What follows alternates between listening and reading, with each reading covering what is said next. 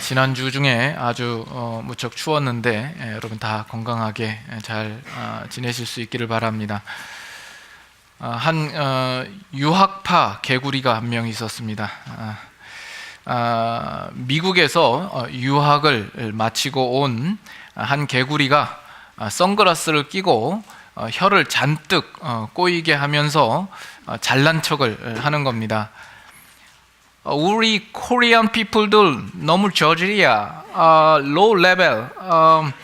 핫도그, 개고기를 먹어. 헐리우드에서는 상상도 못해. 뭐 이러면서 이렇게 이야기를 하니까 다른 개구리들이 아주 경청을 하면서 고개를 끄덕끄덕 이렇게 하는 거예요. 그때 마침 뱀이 한 마리 찾아왔습니다. 뱀이 하는 말이, 나는 너처럼 혀가 꼬부라진 개구리만 먹어. 그랬더니 이 유학파 개구리가, 아따 성님 멋담식을 하신다요. 잘난 체 하다가 큰 봉변을 당할 뻔했습니다. 그래도 금세 꼬리를 내리고 또 이렇게 겸손하게 하니까 얼마나 다행입니까? 근데 이 문제가 우리의 영적인 문제에 있어서 우리 인간이 종종 가지는 문제가 아닌가 생각을 합니다. 우리 인간들이 자기의 주제를 모르고 너무나 교만하게 하나님 앞에 나서는 우리들의 모습이 있지 않나 생각합니다. 하나님 앞에 무릎 꿇기 싫고 항복하기 싫고 굴복하기 싫은 마음들이 우리 인간 안에 항상 자리 잡고 있습니다. 그로 말미암아 나타날 그 비극적 결말의 참상을 우리가 알지 못하고 보지 못하기 때문일 겁니다. 여러분들 이 신앙 안에서 여러분들이 하나님 앞에 어떠한 모습인가 여러분들 한번 생각해 보셨습니까? 오늘 말씀들을 통하여서 우리의 모습을 다시 한번 돌아볼 수 있기를 바랍니다. 여러분, 책이 만들어지면 그 책을 집필한 저자의 의도나 목적이 있기 마련입니다. 저자는 그 의도와 목적을 따라 그 내용을 전개하게 됩니다. 그러면 그 책을 읽는 사람 또한 그 저자의 의도를 옳게 파악하고 이해하고 그 책을 읽어야 할 것입니다. 그 경제학 서류를 보면 그것은 경제에 대한 지식이나 인포메이션을 주죠. 경제의 흐름이나 동향에 대해서. 법률학 책은 법적인 어떤 지식과 정보를 주기 위한 목적으로 만들어진 책입니다. 심지어 전화번호부는 어떤 연락처의 정보를 얻기 위하여서 있는 책이 아닙니까? 우리는 다 어떤 목적과 필요를 따라서 그 책을 읽기도 하고 그 저자의 의도를 따라서 그 책의 도움을 받기도 합니다. 근데 가끔 보면 전혀 책의 의도와 목적과는 다르게 사용하는 친구들도 보기도 합니다. 예전에 제가 청년부를 담당할 때 한 친구가 있었는데 참 재밌는 친구인데 조금 없어 보여요. 이렇게 아는 게 없어 보여요. 전혀 책을 읽을 것 같지 않은데 자신도 책을 읽는다는 거예요. 주위 사람들이 놀라서 무슨 책을 읽냐고. 그랬더니 자신은 한인옵소록을 보면서 아주 감동을 받고 인생을 배운답니다. 거기 나오는 그 광고 문구를 보면서 감동을 하고 거기 나오는 짧은 글귀들로 또 지혜를 배우고 또 은혜를 받는다는 이야기를 합니다. 어찌됐든 오늘 우리는 요한복음을 보고 있습니다. 이 요한복음 또한 저자인 사도 요한의 분명한 의도와 목적하에 이 복음서가 기록되었을 겁니다. 그러면 우리는 그 사도 요한의 의도와 목적을 따라서 이 복음을 읽고 또 이해하지 않으면 안 되겠죠. 오늘 본문을 하기에 앞서서 우리가 다시 한번 잠깐 요한복음 20장 30절 잠깐 보고 돌아오겠습니다. 거기에는 이 요한 사도가 이 복음서를 기록한 목적에 대하여서 적고 있습니다. 요한복음 20장 30절입니다. 예수께서 제자들 앞에서 이 책에 기록되지 아니한 다른 표적도 많이 행하셨으나, 다 같이 있습니다. 오직 이것을 기록함은 너희로 예수께서 하나님의 아들 그리스도이심을 믿게 하려 하며 또 너희로 믿고 그 이름을 힘입어 생명을 얻게 하려 함이니라. 이것이 목적인 거죠. 예수께서 하나님의 아들 그리스도이심을 믿게 하려 함이라. 그리고 생명을 얻게 하려 함이라 이렇게 나와 있는데, 여러분 이것을 보면서 여러분들은 이미 예수님을 믿고 있기 때문에 이 문제를 이미 해결했고 나에게는 문제가 없다, 이렇게 생각을 하실 수 있을지 모릅니다. 그러나 우리가 보아야 할 것은 정말 이 사도 요한이 이 복음서를 기록하면서 우리에게 지적하고 인도되는 대로 우리도 올바른 인도된 그 믿음을 가지고 있느냐, 우리는 이걸 살펴보아야 합니다. 그래서 오늘 말씀을 통하여서도 이 요한이 이 복음서를 통하여서 우리에게 분명히 깨우치게 하고 우리로 바른 믿음을 가지게 하는 그 모습대로 우리가 이것을 이해하고 있고 그 믿음을 가지고 있는가, 이거를 보아야 합니다. 여러분, 이 요한복음은 내용상 볼 때 크게 두 부분으로 나뉘어져 있습니다. 요한복음이 총 몇 장으로 되어 있습니까? 21장으로 되어 있습니다. 그러면 정확히 반을 나누면 어떻게 되죠?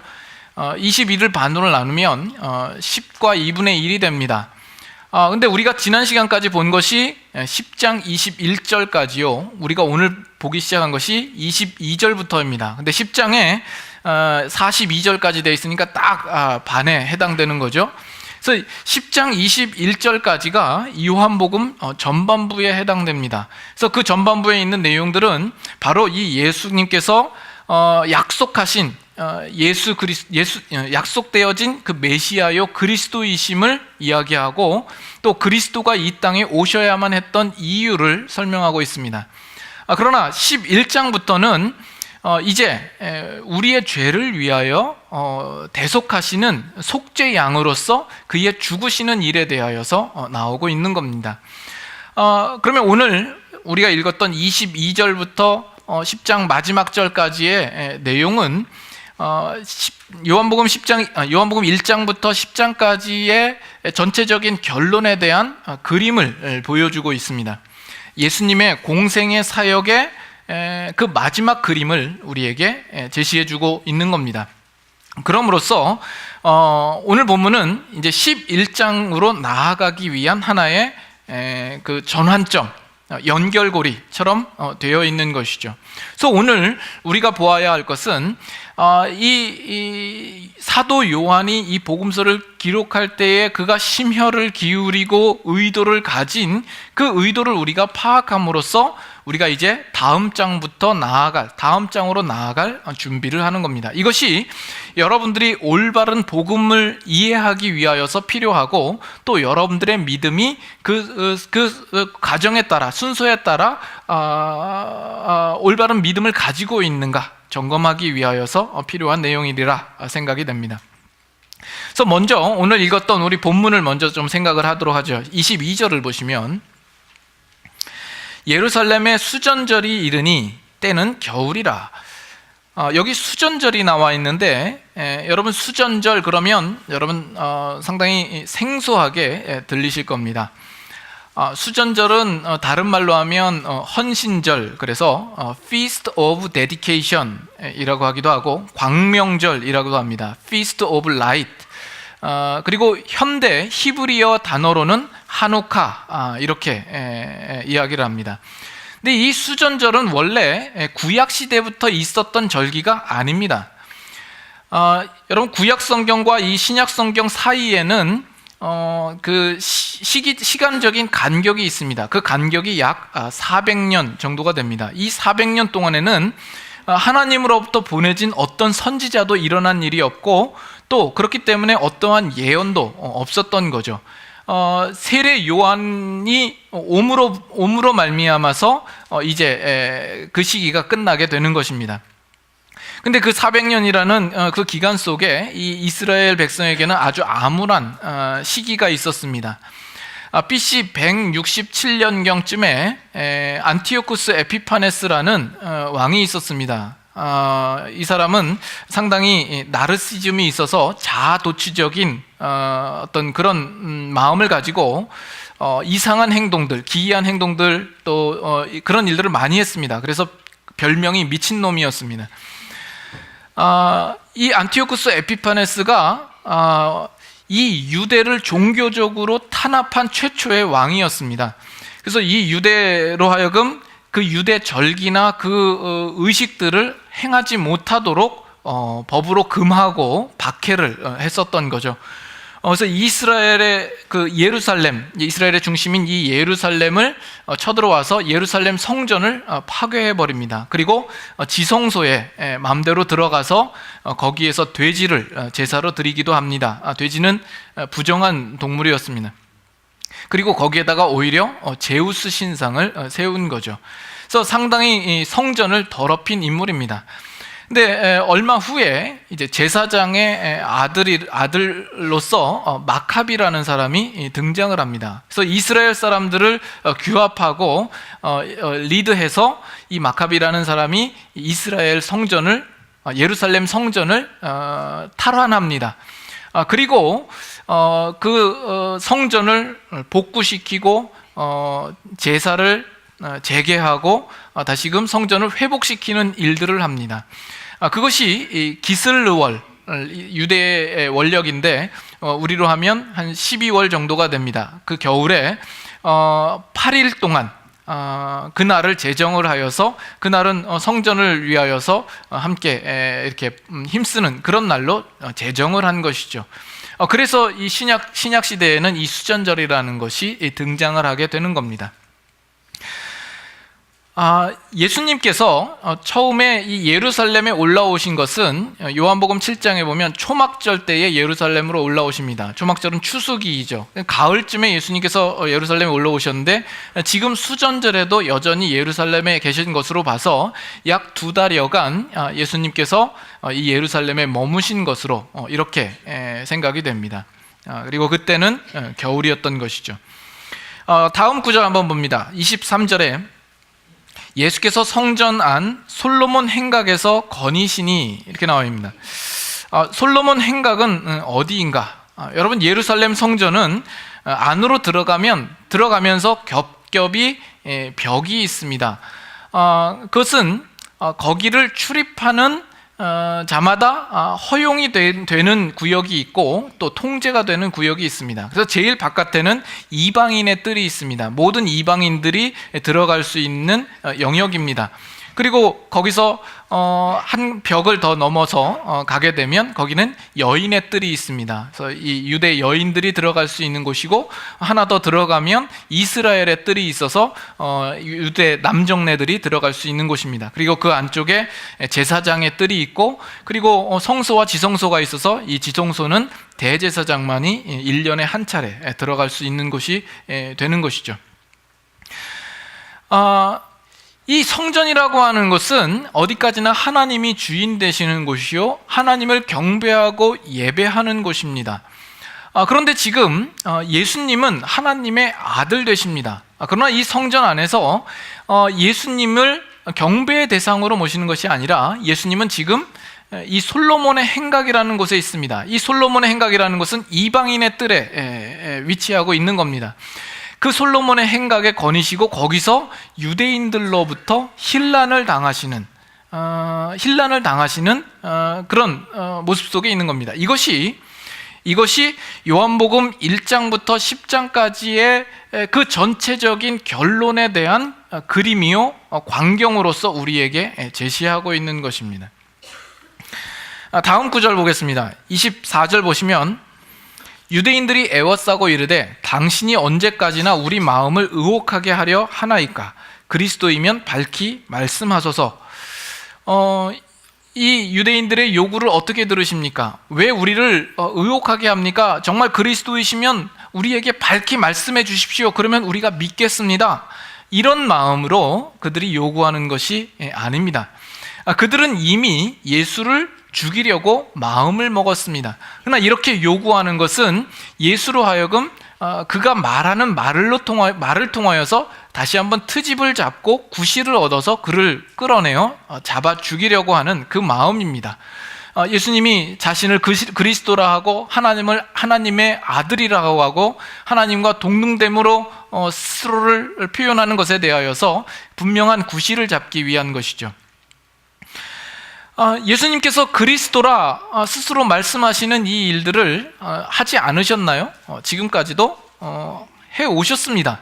그러나 이 유대인들이 듣지 않았을 따름이죠. 그들이 왜 듣지 않았을까? 그 듣지 않는 이유에 대하여서 예수님이 분명히 지적합니다. 25절에 보면 예수께서 대답하시되 내가 너희에게 말하였으되 믿지 아니하는도다. 그들이 믿지 않은 것이죠. 26절에는 너희가 내 양이 아니므로 믿지 아니하는도다. 너희가 내 양이었더라면 내 말을 듣고 반응하였을 텐데 너희가 내 양이 아니기 때문에 믿지 아니한다라는 것이 예수님의 지적입니다. 그러나 예수님의 이 말씀조차도 이 유대인들은 들을 마음이 없습니다. 그들은 오히려 자기가 듣고 싶은 내용만을 듣는 것이죠. 지금 예수님이 하시는 말씀 가운데 하나님을 내 아버지라고 이야기를 하고 30절에 보시면 나와 아버지는 하나이니라, 이 말씀을 그들이 듣고 그것을 듣고 그들이 예수님을 돌로 치려고 합니다. 신성을 모독했다 해서 돌로 치려고 하는 것이죠. 이것이 요한복음 1장부터 10장까지의 결론에 해당되는 내용입니다. 다시 말해서 요한복음 처음 시작할 때 예수님께서는 빛으로 오셨고 생명으로 오셨다라는 것을 분명히 밝히고 시작을 합니다. 정말 예수님은 그리스도요 메시아였습니다. 그러나 그 예수님을 이 유대인들이 어떻게 배척하고 거절했는가가 이 요한복음 전체의 메인 줄거리입니다. 아주 굵은 골자입니다. 예수님이 생명과 진리에 대하여서 말씀하시고 하늘나라의 일에 대하여서 말씀하심에도 불구하고 그들이 듣지 않는 것이지요. 그러므로 말미암아서 이제 예수 그리스도께서 십자가에 못 박혀 죽으시는 일 외에는 그들에게 소망이 없다라는 것이 더욱 분명하게 드러나게 되는 것입니다. 이것이 요한복음 1장부터 10장까지에 있는 내용이 되는 겁니다. 여러분 이해하시고 있는 거죠? 네, 물론 다 이해를 하시겠죠. 혹시라도 제 아내 같은 사람이 있을까봐 집에 가서 뒷감당을 어떻게 할지 후안이 두렵긴 하지만 그래도 뭐 누구를 대겠습니까? 제 아내 말고. 두렵고 떨림으로 설교를 한다는 것이 이런 기분인 것 같습니다.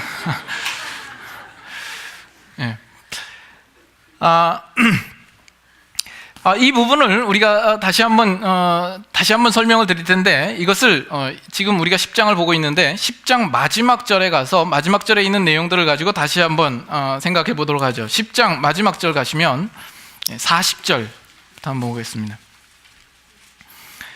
10장 40절 다시 요단강 저편 요한이 처음으로 세례 베풀던 곳에 가사 거기 거하시니 많은 사람이 왔다가 말하되 요한은 아무 표적도 행하지 아니하였으나 요한이 이 사람을 가리켜 말한 것은 다 참이라 하더라. 다 같이 있습니다. 그리하여 거기서 많은 사람이 예수를 믿으니라.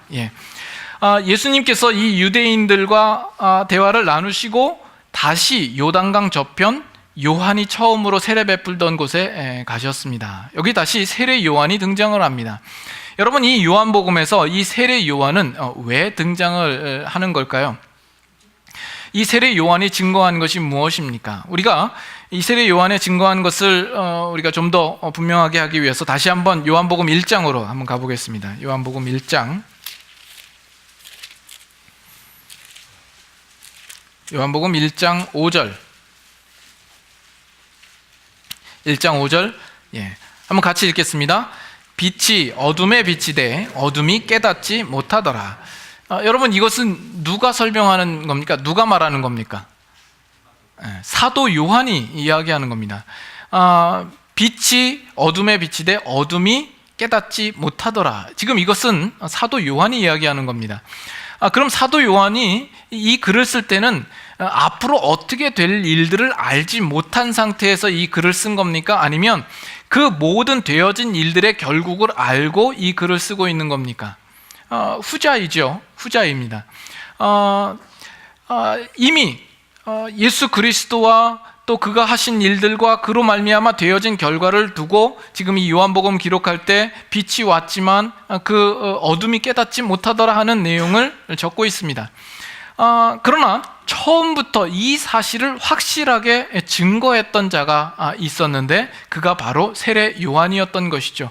그래서 이 요한도 복음서를 쓰면서 세례 요한을 앞장 세우는 거죠.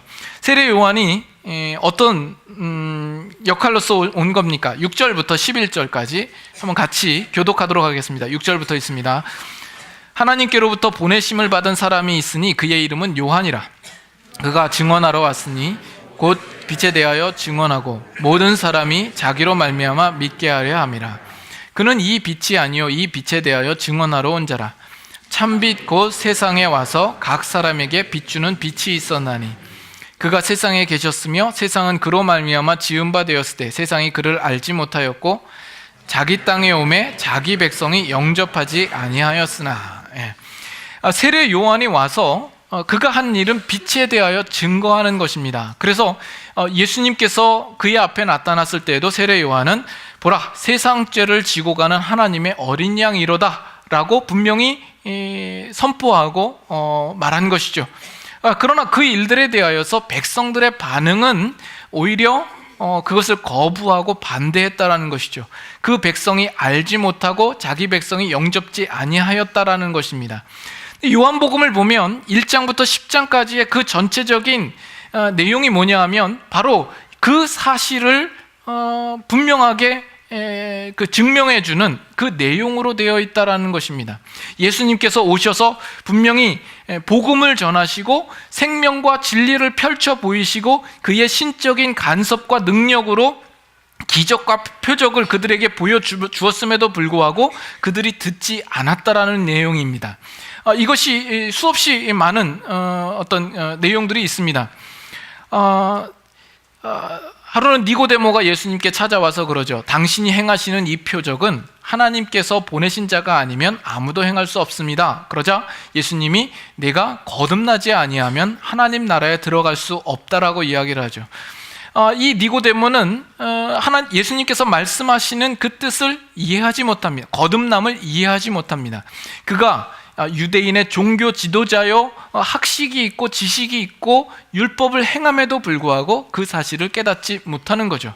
그래서 예수님이 하늘나라의 일을 말해도 알지 못하고는 땅의 일을 얘기하는데 어떻게 듣겠느냐, 이렇게 예수님이 이야기를 합니다. 38년 된 병자를 고치고 나서 예수님께서 유대인에게 그 구원에 대한 이야기를 해도 이 유대인들은 그것이 안식일 날 되어진 것으로 인하여서 예수님을 박해하고 예수님이 하나님을 자기의 아버지라 친아버지라고 행하여서 하나님과 동등됨게 이야기했다라는 것으로 예수를 죽이려고 합니다. 오병이어를 예수님께서 행하심으로 결국 예수님께서 이 땅에 생명의 떡으로 오신 그 사실을 그들에게 보여주고 있음에도 불구하고 그들이 예수를 따르는 것은 떡을 먹고 배부른 까닭으로만 예수님을 쫓고 있는 것이죠. 예수님께서 나는 세상의 빛이라 그리고 생명이라 그리고 진리에 대하여서 진리에 대하여서 이야기를 해도 그 유대인들은 귀신 들렸다라고 평하는 거죠. 날 때부터 소경된 자를 예수님께서 눈을 뜨게 하십니다. 그리고 너희들도 눈 뜰 필요가 있다라는 지적을 하는데 그들은 이야기하길 우리도 맹인인가, 이렇게 반응을 하고 있는 것이죠. 그래서 그 모든 사건들을 통하여서 분명하게 드러나는 사실은 뭐냐 하면 우리 인간이라는 이 존재는 진리에 대하여서 반응을 하지 못하고 복음을 깨닫지도 못하고 듣지도 못하고 그것을 이해할 방법조차 가지고 있지 못하다라는 사실입니다. 그렇기 때문에 예수님께서 죽으실 수밖에 없는 그 분명한 이유가 드러나게 되는 것이다라는 겁니다. 이것은 이 구약 성경에서 말하고 있는 그 내용과도 일치합니다. 여러분, 예수님께서 이 땅에 오시기로 하셨다면 좀 일찍 오실 수도 있지 않았겠어요? 그러나 왜 그 전에 구약 성경이라는 그 긴 역사가 필요했겠느냐라는 겁니다. 예수님이 오시기 전에 그 많은 그 긴 역사 속에서 왜 하나님은 그 역사를 펼치시고 있느냐라는 거예요. 하나님이 이스라엘 백성을 선택하십니다. 그래서 다른 민족에게는 주시지 않던 그 모든 관심과 사랑과 하나님의 모든 기적과 간섭으로 그들을 베푸시고 그들을 인도하십니다. 그럼으로써 너희가 돌아와라, 그리고 하나님의 백성답게 살아라, 이 요구를 하고 있는 것이죠.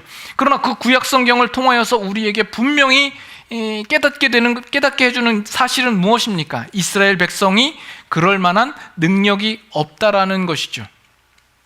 그들은 거듭거듭 하나님을 거역하고 배반하는 모습으로밖에 내보이지 못하고 있다라는 그 사실입니다. 그 역사를 우리에게 펼쳐 보이시는 것이죠. 이스라엘 백성이 출애굽을 할 때에 하나님께서 애굽에 10가지 재앙을 내리시면서 이스라엘 백성을 끌어내십니다.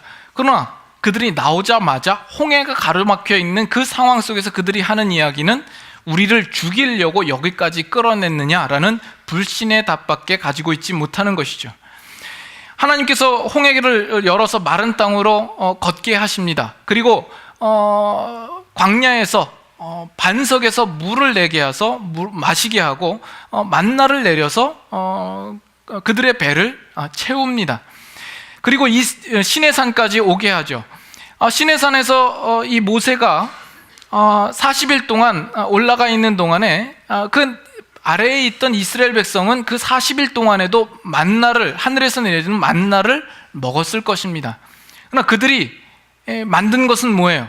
금송아지를 만든 거죠. 그리고 그 금송아지를 뭐라고 이야기를 합니까? 너희를 애굽 땅에서 인도하여 낸 하나님이다, 이렇게 이름을 붙이고 있는 것이죠.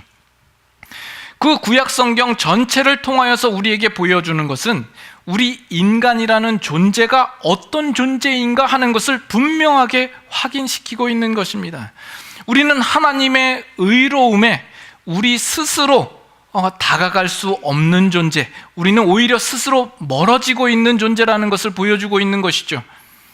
우리는 모두가 다 하나님 앞에 죄된 존재요, 죄밖에 지을 수 없는 우리의 욕심을 따라 행하는 죄의 족속인 것을 분명하게 이야기하는 것입니다. 그럼으로써 예수 그리스도가 오실 수밖에 없는 그 분명한 사실을 우리에게 알려주시고 있는 겁니다. 요한복음 10장 그 마지막 절에 다시 한번 가셔서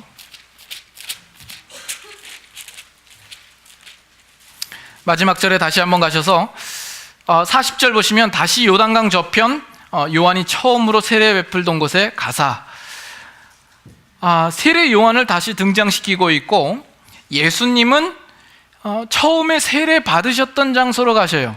즉 다시 말하면 예수님께서 공생애를 처음 시작하시던 장소로 가신 거예요. 그래서 예수님은 거기서 공생애를 시작하여서 큰 원을 그리셔서 그 모든 공생애 사역을 마치시고 다시 제자리로 돌아오신 겁니다. 그러면 예수님께서 하신 그 공생애 기간들을 통하여서 우리에게 보이시고 우리에게 확인하신 것은 뭐예요? 예수님께서 아무리 진리에 대하여서 선포하시고 기적을 베푸시고 표적을 베풀어도 이 유대인으로 대표된 우리 인간들의 모습이 얼마나 완악하고 그 진리에 대하여서 스스로 깨달을 수 없는 존재인가를 분명하게 우리에게 확인시키고 있는 것이죠. 그럼으로써 예수님께서 십자가에 죽으시는 일 밖에는 더 이상 그들에게 희망과 어떤 소망도 없다라는 것을 분명하게 확인시키고 있는 겁니다. 그러나 여러분, 이 점에서 오해하지는 마십시오. 예수님께서 원래는 십자가 없이 그 일들을 행하시기 위하여서 유대인들을 깨닫게 하고 그들을 돌이키려고 했는데 유대인이 거절하자 이제는 안 되겠다, 십자가밖에는 없구나 하고 십자가를 지신 것은 아니다라는 겁니다. 예수님은 원래부터 이 땅에 죽으시러 오셨고 십자가를 지시는 것이 목적이셨습니다. 그러나 그 일들을 행하기에 앞서서 예수님이 십자가를 왜 지셔야 됐는가? 우리 자신의 영적인 상태가 어떤 상태인지를 우리로 분명하게 깨닫게 하고 알게 하기 위하여서 예수님은 그 공생의 사역을 가지셨어야 했다라는 겁니다. 여러분, 이 요한복음은 21장으로 되어 있어요. 그러면 그 21장이 예수님의 공생의 사역 그 3년의 기간을 골고루 배분해서 21장까지 간 것이 아닙니다. 예수님의 공생의 사역 그 3년여의 대부분의 시간은 요한복음 10장까지로 이미 거의 다 썼습니다. 그리고 11장부터 이제 예수님께서 십자가에 지시기까지 남은 기간은 기껏해야 한 4개월 정도 남아있는 거예요. 그러나 그 4개월 중에서도 11장에 예수님께서 죽은 나사로를 살리시기 위하여서 예루살렘 근처에 잠깐 방문하신 일을 빼고는 12장부터 마지막까지는 예수님께서 죽으시기 전 일주일의 내용들이 다 거기에 담아 있는 거예요. 결국 예수님께서는 그 일주일의 시간들을 위하여서 오신 것이죠. 예수님이 고난당하시고 십자가에 죽으시기 위한 목적으로 오신 겁니다. 그 본론을 이야기하기 위하여서 요한복음 1장부터 10장까지의 서론이 필요했던 것이죠. 그러면 예수님께서 그 서론이 왜 필요했겠는가? 3년여의 공생의 기간이 왜 필요했겠느냐라는 겁니다. 우리는 이 복음서를 볼 때 우리가 항상 주목하고 초점을 두는 것은 예수님이 어떻게 하나님의 아들로서 능력이 많으신가, 병자를 고치시기도 하시고 귀신을 내어쫓기도 하시고 죽은 자를 일으키시기도 하시고 예수님의 위대하심과 그의 능력에 대하여서 우리는 보고 놀라고 기억하는 것이 거의 전부였습니다. 다른 복음서는 그것을 목적으로 하였을지 모르지만 적어도 이 요한복음만큼은 그것 못지않게 그 예수님의 공생의 시간들을 통하여서 우리에게 알게 하시고자 하는 내용은 뭐냐 하면 바로 인간된 너희들의 모습이 어떤지를 분명히 보아 알라라는 그 의도가 담겨져 있는 겁니다. 우리가 얼마나 죄인으로서 눈이 감겨 있는 자이며 그 앞에 정당하게 반응하지 못하는 자인가, 이것을 우리에게 분명히 확인시키기 위하여 있다라는 겁니다. 그래서 예수 그리스도의 공생의 사역을 통하여서 우리가 보아야 할 자화상은 바로 이 모습인 것입니다. 여러분, 그런 경우가 있습니다. 제가 구체적인 사례는 못 드립니다만, 여러분들이 부모의 입장에서 어린 자녀들을 볼 때나 아니면 또는 여러분들이 전문가의 입장에서 전혀 전문가가 아닌 자의 입장에 이렇게 볼 때 어떤 문제가 닥쳤을 때 알죠. 그 상대방이 이 문제를 풀 만한 실력이나 능력이 없다라는 것을 알죠. 그러나 상대방은 자신이 다 할 수 있을 것처럼 자신만만해 하는 겁니다. 그거 못해? 그까짓 거 못해? 나도 하겠다, 이런 마음이 있는 거예요. 만약에 그 일을 해내는 것, 그 일을 성취시키는 것이 목적이라면 저리 비켜. 그래서 어차피 못할 거 내가 다 하면 되는 문제이지만 일이 목적이 아니라 그 사람이 자신이 하지 못한다라는 것을 스스로 깨닫게 하기 위한 목적이라면 잘 이해하시고 있죠? 좀 시간이 걸리더라도 어떻게 해요? 그래? 할 수 있다고? 그럼 한번 해봐. 이렇게 하는 거죠. 시간을 주고 해보라고 하는 겁니다. 그러면 그 사람은 그 문제를 해결하기 위하여서 낑낑거리죠. กิ้낑거리다가 나중에는 결국 아무것도 할 수 없는 것을 발견합니다. 그래서 스스로가 이거는 내가 안 되는 거구나, 역부족이구나, 이거 좀 나 좀 할 수 있게 도와줄래? 이렇게 가지는 마음이라면 다행인 거죠. 그러나 그 마음이 어디서 이렇게 되지도 않는 것들을 가지고 와가지고 사기를 쳐, 그리고서는 죽이려고 덤벼들면 어떡합니까? 그렇죠? 지금 유대인들이 가지는 모습이 그런 모습이요, 우리 인간이 가지고 있는 본성도 사실 그런 모습인 겁니다. 그 사실을 우리에게 깨우치기 위하여서 지금까지 이 요한복음 1장부터 10장까지의 내용, 예수님의 공생의 사역이 우리에게 주어지고 있는 것입니다. 예수님의 공생의 사역을 통하여서 하나님 앞에 우리의 인간된 본성이 어떤 모습인가를 우리에게 분명히 깨우치고 있는 겁니다. 그럼으로써 우리로 하여금 예수 그리스도의 십자가가 절실하도록 우리에게 보여주고 있는 것입니다. 40절 다시 한번 보세요. 요단강 저편으로 갔다고 그래요. 이스라엘 이 유다는 그 국경이 요단강까지입니다. 그래서 요단강을 건너가면 이 유대 바뀝니다. 이것은 뭘 암시하냐 하면 그 구원의 조건이 유대라는 어떤 민족에게 있지 않다라는 것을 우리에게 암시하고 있는 것입니다. 그들이 가지고 있는 모든 율법의 혜택과 지금까지 가지고 있었던 하나님의 모든 언약의 혜택으로도 그들이 구원에 이르지 못하는 것을 암시하고 있는 거죠. 41절, 많은 사람이 왔다가 말하되 요한은 아무 표적도 행하지 아니하였으나 요한이 이 사람을 가리켜 말한 것은 다 참이라 하더라. 요한이 이 사람에 관하여서 하신 말씀이 뭐예요? 세상 죄를 지고 가는 하나님의 어린 양이로다 라는 겁니다. 그가 정말 그리스도라면 사람들은 어떤 생각을 하겠습니까? 정말 그리스도로 왔기 때문에 유대 땅에 들어가서 유대 사람들로부터 추앙을 받고 존경을 받고 그들에게 경배를 받아야 마땅한 그리스도라고 생각하지 않았겠습니까?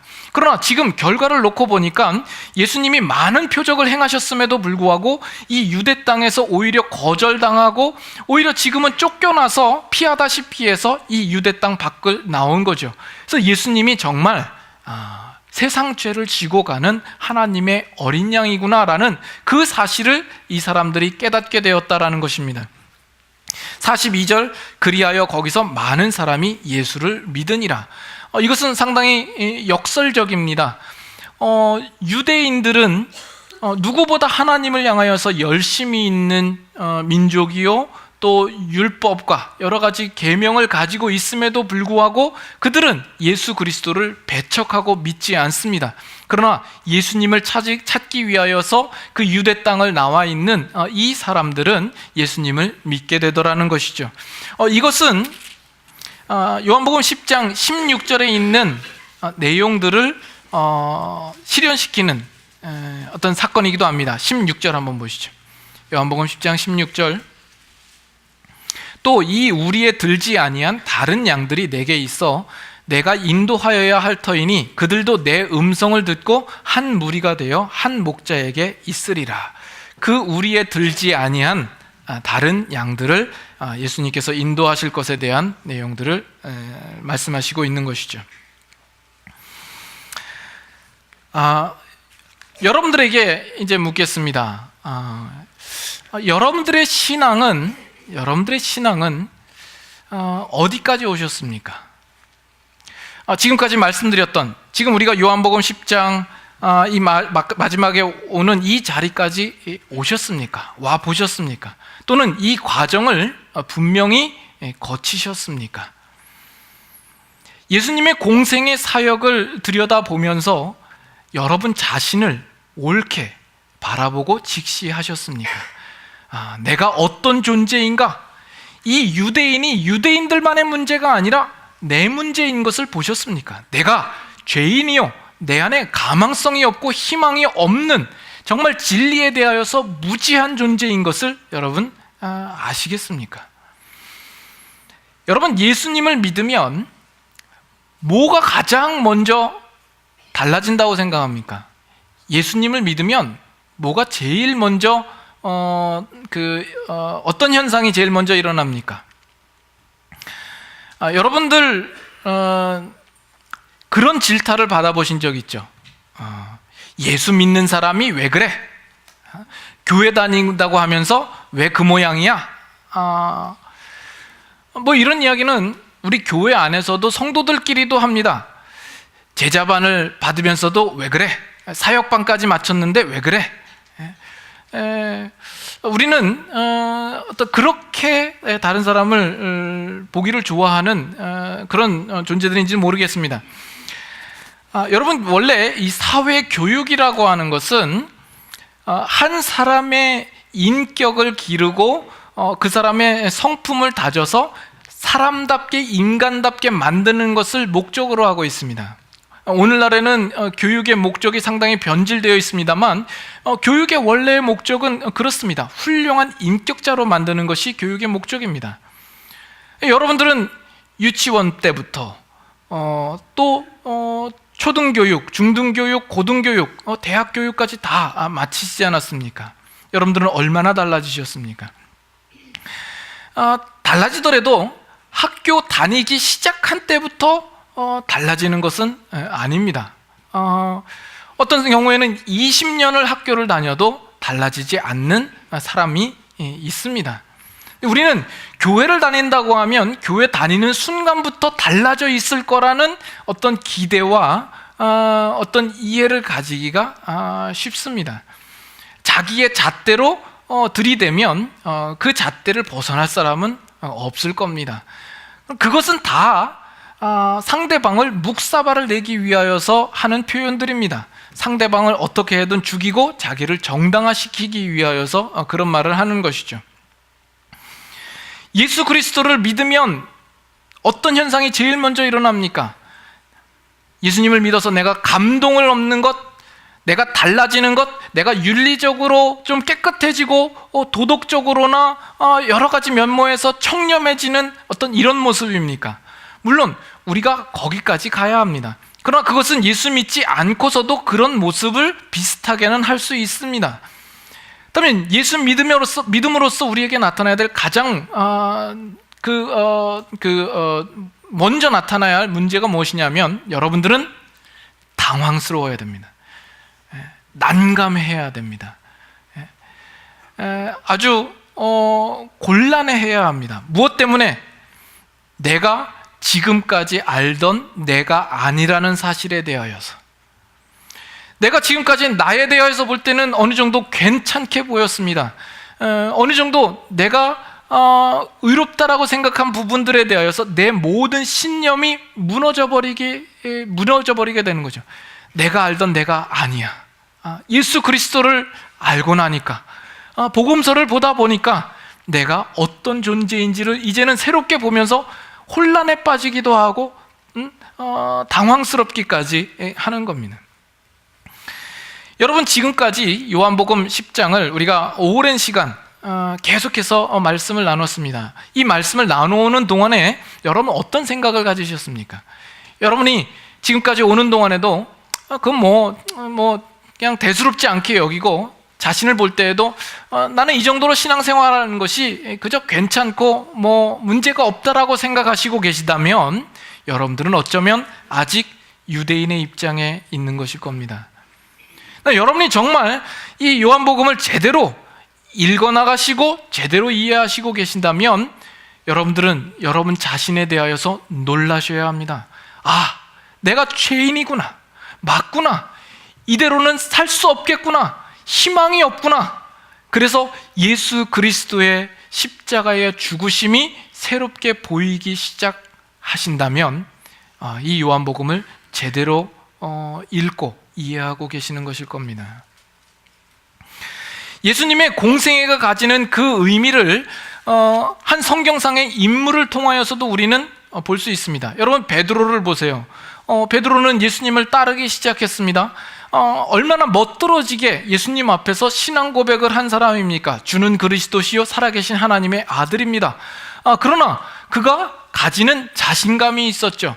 예수님께서 십자가에 못 박혀 죽으실 그 예고에 대하여서도 예수님께 절대 이 일들은 미치지 않을 것입니다. 이 베드로는 예수님의 십자가 없이도 자기 스스로 얼마든지 세워질 수 있다라고 생각을 한 것이죠. 예수님이 죽으시는 그 자리 가운데서도 내가 무슨 일이 있어도 주님과 함께 하겠습니다, 이렇게 아주 호언장담을 했던 베드로입니다. 그 베드로가 언제 깨지죠? 예수님을 3번 부인하고 나서 그가 깨지기 시작하죠. 그가 지금까지 알던 자신의 모습이 아닌 것을 압니다. 내 힘으로, 내 의지로, 내 결단으로 아무것도 이룰 수 없는 자신의 모습을 발견하고 거기서 절망하고 통곡을 하는 것이죠. 예수님의 공생의 기간이 이 베드로의 인생 가운데 있어야만 했던 이유가 바로 이것입니다. 그 인생 속에서 베드로는 자기 자신을 발견하는 거죠.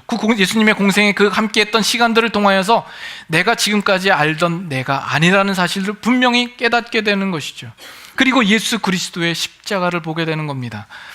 이것은 예수님이 십자가를 당하실 때 흩어졌던 모든 제자들에게도 해당이 되며 오늘 예수 그리스도를 믿는 우리 모든 사람에게도 해당되는 겁니다. 예수님께서 공생의 기간 동안에 행하신 그 모든 일들을 통하여서 우리가 분명히 보고 알아야 할 것은 우리는 희망이 없는 존재라는 것, 내가 내 스스로 세울 수 없는 너무나도 연약하고 죄된 존재라는 사실을 깨닫는 것입니다. 그럼으로써 지금 이 요한복음이 이제 어디로 우리를 인도하죠? 11장 이후로 예수님께서 고난당하시고 십자가에 죽으신 그곳으로 우리를 인도하고 있는 것입니다. 여러분들의 신앙은 이 과정을 거치시고 있습니까? 여러분들의 신앙이 이 과정이 없다라면 예수님이 지신 그 십자가는 단순히 여러분들이 구원을 얻기 위한 하나의 수단이요 방법으로밖에 지나지 않을 겁니다. 손쉽게 구원을 얻기 위한 하나의 마법의 요술봉처럼으로 십자가를 생각하고 있을지 모릅니다.